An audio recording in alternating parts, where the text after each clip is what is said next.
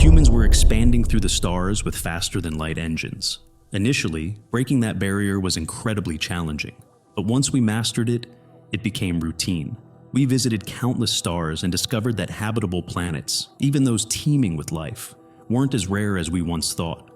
Our tiny part of the galaxy was brimming with such planets, and our exploration ships were constantly on the move, discovering more.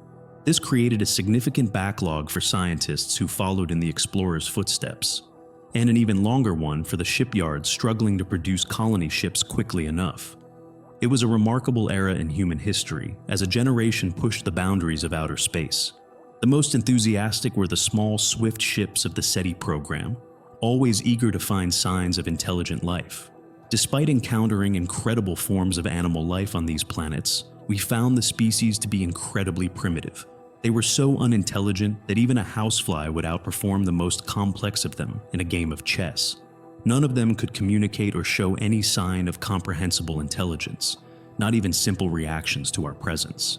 But 2 Earth days ago, everything changed. We received electromagnetic signals traveling through the void between 2 star systems. We pinpointed their source and sent every kind of greeting we could think of. To our astonishment, we received a reply and began communicating through simple beeps and boops. The brightest minds among us worked tirelessly to translate these signals and make our noises understandable to them. Although our scientists struggled, the other party in the conversation did not. They invited us, specifically one human in a non-aggressive ship, to meet at a specific location outside our known space. Despite the apparent risks and the possibility of a trap, the SETI program was overwhelmed with volunteer applications in mere seconds. An ambassador was quickly chosen, placed in a mostly automated exploration ship, and sent toward our potential new friends. Following these directives brought the exploration ship to a desolate part of space, light years away from the nearest star. At first, it seemed empty, but after rerunning the sensor sweep, the ambassador detected another ship with a nearly invisible signature. She sent the prepared greeting and received an answer, an approach vector, and an invitation to come aboard. The ambassador found herself in a room with a window separating her from the alien species. The alien stood at least 6 times her height, towering over her. It sat on a single appendage similar to a snake's tail, but thicker, like a tree trunk.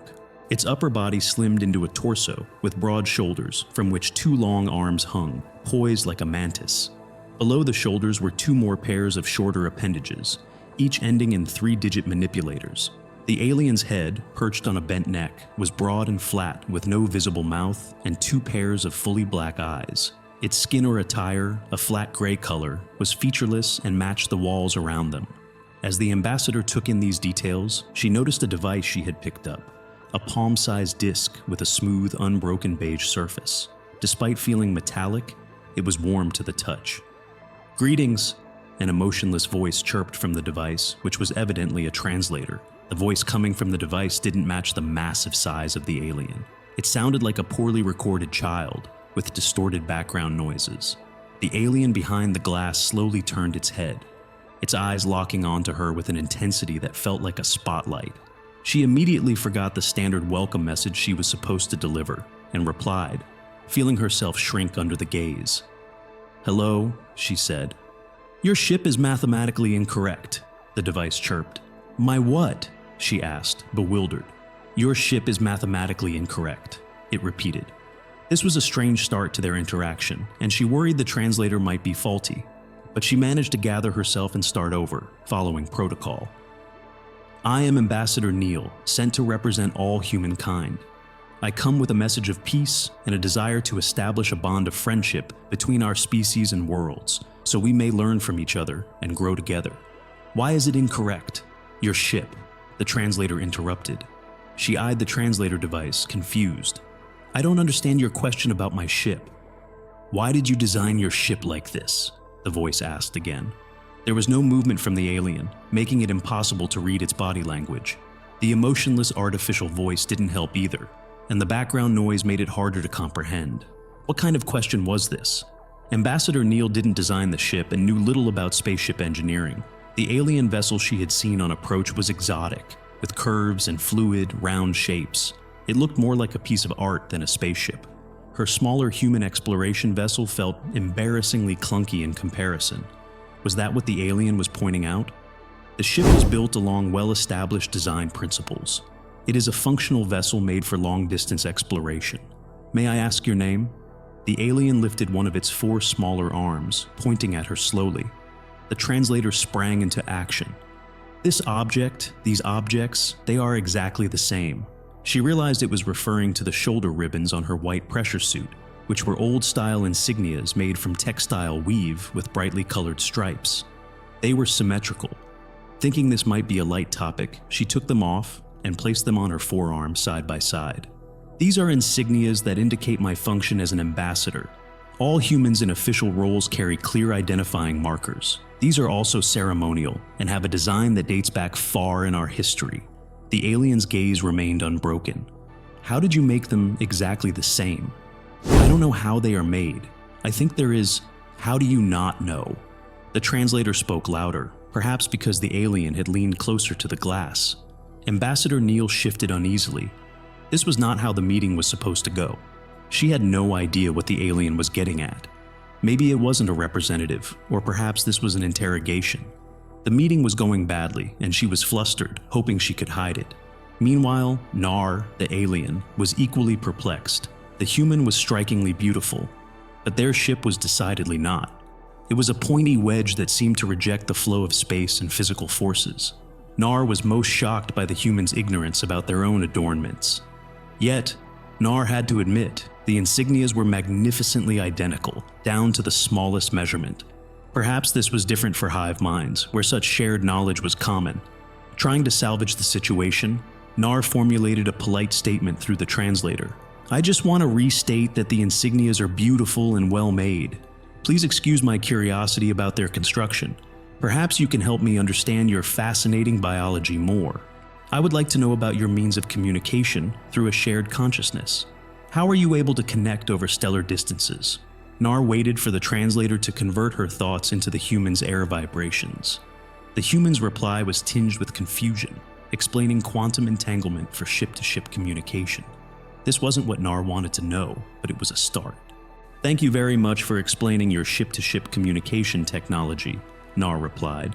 I am afraid I have not understood how it ties into your interhuman communication. Could you please elaborate on how you communicate between humans outside the range of your voices? The confusion in the response was palpable. I am sorry for being vague. I'll try to explain from my perspective. Since your arrival, I have not detected any signals coming from you or being transmitted to you. Given your role in representing all humans and your current awareness, you must still be connected to a shared consciousness. I ask this only to ensure my earlier promise of no harm to you. My least desire is to sever your connection to your collective due to my ignorance. More confusion followed, and the ambassador politely asked for clarification. Using this indirect way of communicating was tiring, and this meeting was already longer than any of her previous ones. Carefully, she phrased her next question, curiosity and slight frustration slipping through. How does your hive mind work? To her relief, the human did not seem offended by her directness, and even seemed to understand the question better. Humans are not a hive mind. I am an independent individual. Nar was taken aback. How could such a small being possess a nervous system complex enough to communicate intelligently, let alone create technology to traverse space? She initiated a full-spectrum communication blockage field, a safety measure she had hoped never to use. Incredibly, the human showed no change, confirming they were truly independent. Impossible. You are too small, Nar thought aloud, her voice tinged with baffled incredulity. Ambassador Neal stood up, drawing herself to her full height. She was above average height, and her curly hair added a few more inches. Regaining her diplomatic composure, she asked, There may be some misconceptions on both sides. Please help me understand the relationship between size and intelligence in your perception of human biology. The alien stared for a full minute before the translator spoke again. Brain big, intelligence high. The noise was louder and more distorted, making it even harder to understand. Frustration mounting, Neal took a deep breath before responding. I am sorry, but I do not understand your motivation in this current exchange. I suggest I return to my ship momentarily. How did you build your ship? The voice asked, clearer now. I did not build it. Did you build your coverings? She looked down at her suit's chest plate, which housed her collapsible helmet and provided air and power.